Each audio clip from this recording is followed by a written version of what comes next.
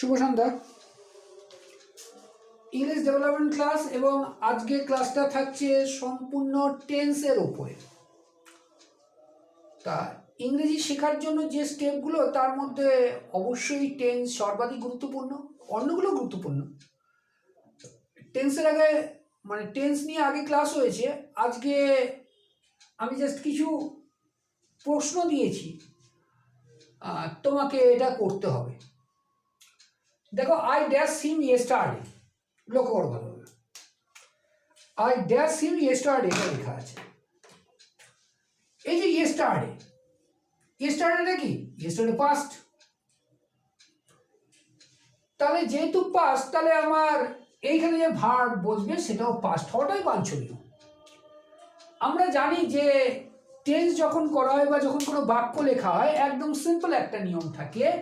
কি থাকে? Subject plus verb dot dot dot dot dot plus object. এই তো, তার সাবজেক্টের পরে ভার্ব অবশ্যই বসবে, এটাই নিয়ম অ্যাসার্টিভ সেন্টেন্সের।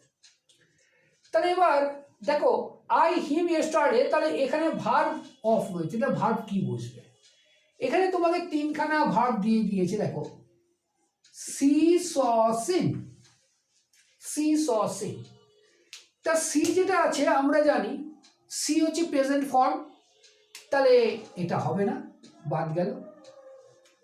সিন এটা মেনলি দেখা যায় হ্যাভ বা হ্যাজ অথবা হ্যাড বসায়।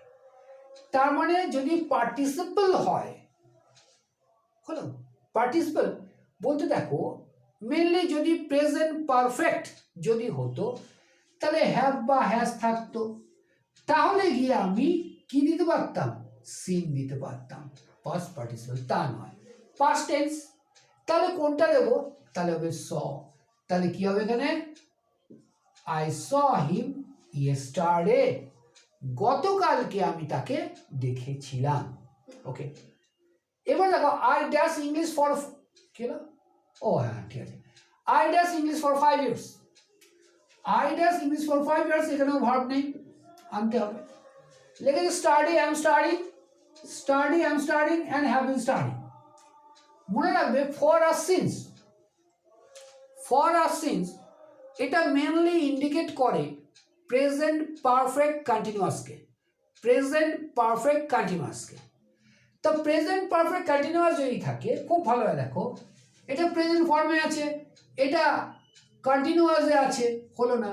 তাহলে এটা, তাহলে হ্যাভ বিন স্টাডিং, কেন? এটা প্রেজেন্ট পারফেক্ট কন্টিনিউয়াসে। তাহলে I have been clear studying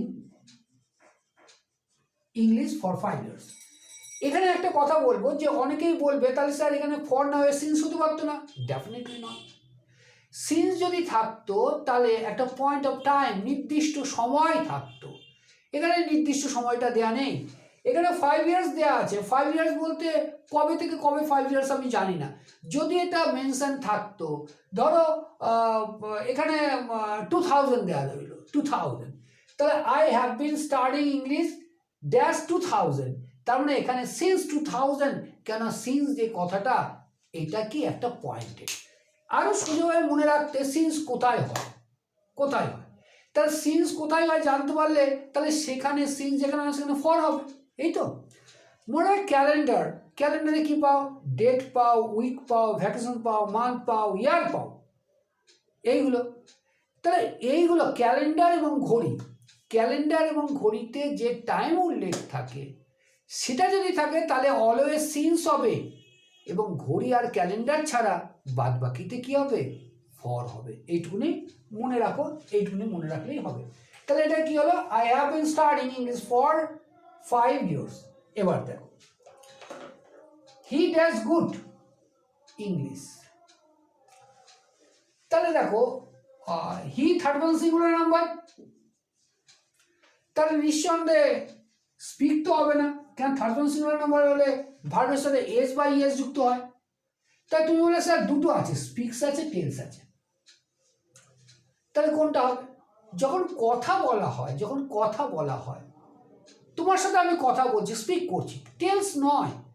tales হলে কাউকে কিছু গিয়ে বলা, কাউকে কিছু, কিন্তু তোমার সাথে আমি আমার ডিরেক্টলি কথা বলছি, তখন সেটা স্পিক, তাহলে থার্ড পারসন সিঙ্গুলার নাম্বার এটা হবে না, তাহলে এটা স্পিক্স, ঠিক আছে? স্পিক্স। তারপরে it dash raining for 1 year, 1 hour. ও বাবা, এখানে দিয়েই তো নেই, ঠিক আছে, থাক, কোনো ব্যাপার না, কোনো ব্যাপার না। এইটা আর এইটা এক।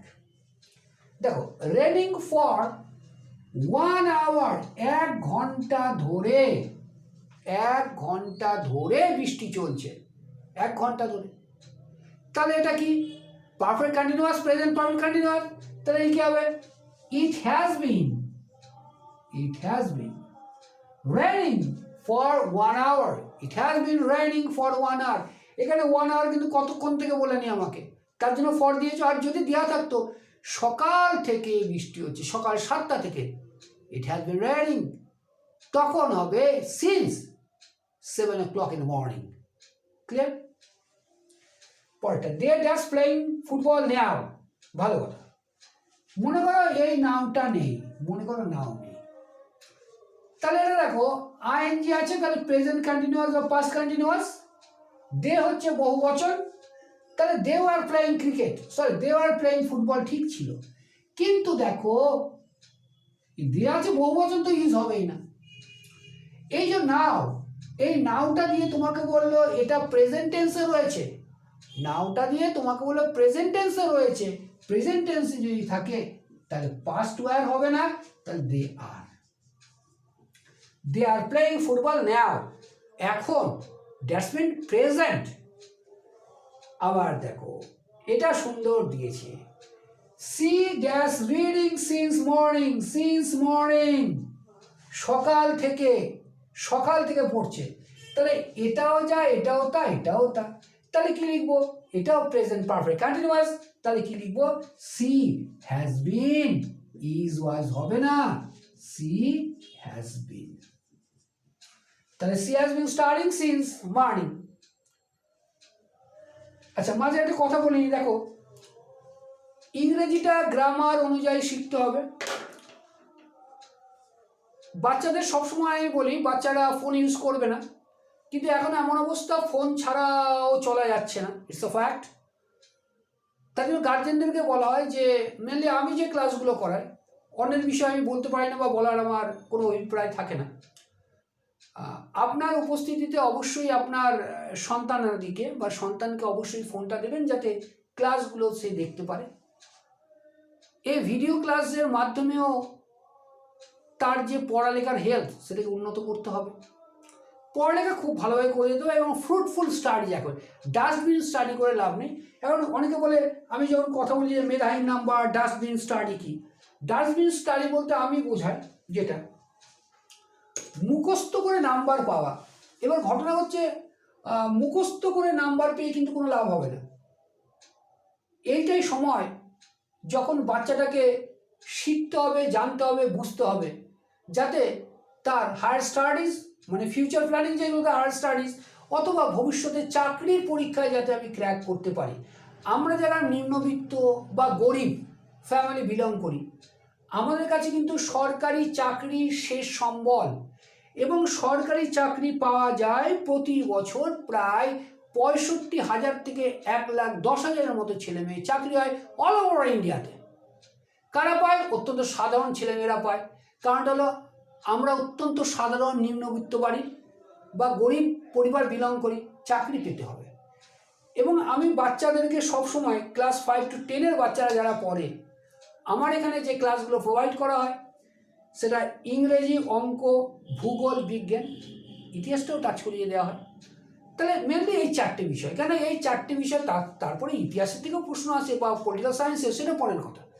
কিন্তু ক্লাস 5 to 10 যারা আমার কাছে পড়তে আসে তাদের জন্য ইংরেজি, অঙ্ক, ভূগোল, বিজ্ঞানের পড়ানো হয় সম্পূর্ণ বোর্ড ওয়ার্কের মাধ্যমে। তাকে একদম কনসেপ্ট ধরে বেসিক টু অ্যাডভান্স লেভেলে নিয়ে যাওয়া হয়। এর পাশাপাশি যেটা করা হয়, অল ইন্ডিয়া লেভেলের যেটা প্যারামিটার বা অল ইন্ডিয়া লেভেলের যেটা পড়ালেখা, সেটাই তাকে প্রোভাইড করা হয়, যাতে ভবিষ্যতে তার কোনো অসুবিধা না হয়। আমি মনে করি নাম্বার পেলেই হবে না, নাম্বারটা যথাযথভাবে পেতে হবে, মুখস্থ করে নয়।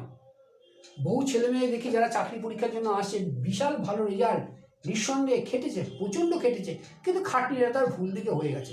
সে নাম্বার পাওয়ার জন্য খেটেছে, কিন্তু কিছু শিখে ভবিষ্যতে চাকরি পাবো তার জন্য খাটেনি। সুতরাং বাচ্চাদের এখন থেকেই অত্যন্ত অ্যালার্ট হতে হবে। পরীক্ষায় নাম্বার পাওয়াটা কিছু না, নাম্বার অনার্সে ভালো পাওয়া যায় একটু চেষ্টা করলে, কিন্তু সেই চেষ্টাটা আরও আন্তরিকতার সাথে করতে হবে যাতে ভবিষ্যতে এটা কাজে লাগে। অ্যাডমিশন শুরু হয়ে গেছে নতুন শিক্ষাবর্ষের জন্য। ব্যাচ প্রতি এখানেও সর্বাধিক 10 জন, তার বেশি আমি ব্যাচ প্রতি করাই না। অনলাইন অফলাইন রয়েছে দুটোই। অনলাইনে গুগল মিটের মাধ্যমে, এবং অনলাইনে যারা ক্লাস করে তাদেরকে রেকর্ডেড ভিডিও সাপ্লাই করা হয় অন ডিমান্ড। আর যারা অফলাইনে তারা তো অবশ্যই নবদ্বীপ শিবা সঙ্গনের সামনে, অথবা বলতে পারো শিবা সঙ্গন এবং জগাই মাদায় মন্দির সংলগ্ন নবদ্বীপ রেঞ্জ একাডেমি, যেটা নিজস্ব একাডেমি নবদ্বীপে, অবশ্যই আসতে পারো, অবশ্যই। দেখো তারপর এটা I have dash my pen. তাহলে আই হ্যাভ, দেখো প্রেজেন্ট পারফেক্ট, তার প্রেজেন্ট পারফেক্ট টেন্স যদি হয় তাহলে পার্টিসিপল লাগে, পাস্ট পার্টিসিপল। দেখো তাহলে আই হ্যাভ লুজ হবে না, তাহলে কি I have lost my pen, I have lost my pen. এই কটা দেখালাম 7খানা, আরও অনেক আছে, আরও অনেক ভিডিওস পাবে, খুব ভালোভাবে পড়ো। কারো যদি অসুবিধা হয় আমি বলে দিই, প্রতিদিনই বলতে হয়, আবার বলে দিচ্ছি যে নিয়মিত ফেসবুকে যে ক্লাসগুলো আপলোড হয় অবশ্যই দেখবে। এই ক্লাসগুলো যে খালি ছোটদের জন্য তা না, যারা বড় রয়েছে তারাও অবশ্যই তাদের চাকরি পরীক্ষাতেও অনেকটা এটা সাহায্য করবে। গার্জেন যারা, তারা যদি মনে করেন যে এডুকেশনাল হেলথ, আপনার সন্তানের এডুকেশনাল হেলথটা একটু ভালো করতে হবে, তাহলে তো অবশ্যই আসতে হবে। তার জন্য বলি 9733070783, এটা ইনস্টিটিউটের হোয়াটসঅ্যাপ, অথবা এতে ইনস্টিটিউটের জন্য হোয়াটসঅ্যাপ বা কল দুটোই করতে পারেন, অসুবিধা নেই। আর তাহলে আমি সবসময় যেটা বলবো যে সন্তানের পড়ালেখার দিকে অত্যন্ত বেশি সতর্কতা অবলম্বন করতে হবে, কারণ 5 থেকে 10 পর্যন্ত নাম্বার পেলেই হবে না, তাকে যথাযথভাবে খেটে যেতে হবে তার ফিউচারের জন্য, মানে আগামীর জন্য, সেটা কেরিয়ার হোক বা হায়ার স্টাডিজ হোক। থ্যাংক ইউ, আবার পরে দেখা হবে আর একটা ক্লাসে। খুব ভালো থাকবে সকলে।